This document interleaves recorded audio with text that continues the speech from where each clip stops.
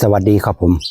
การตัดแต่งกิ่งนี่ถือเป็นหัวใจหลักของการปลูกมักซิดาครับผม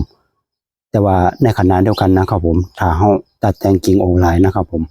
หน่วยมันก็จะบ่แซ่บนะครับผมเนื่องจากว่ามักซิดานี่มันติดหน่วยตลอดปีนะครับผมเดี๋ยวผมจะขออนุญาตให้เบิ่งหน่วยเขานะครับผม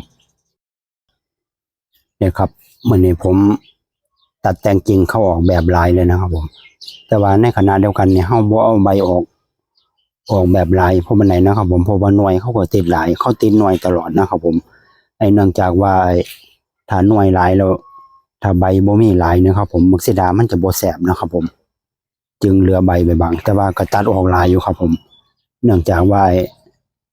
ฝนมันตกดูนะครับผมถ้าเฮาบ่เอาใบออกซะเลยเนี่ยนะครับผมมักซิดามันจะเป็นโรคได้เร็วนะครับผมหงเป่าซื้อที่สวนนะครับผมติดหน่วยนี่ตลอดปีนะครับผมตัดแต่งกิ่งออกแบบลายอยู่ครับมื้อนี้นะครับผมสังเกตเบื้องด้านในลายนะครับผมตัดแต่งกิ่งเขาออกในแบบลายเลยนะครับผม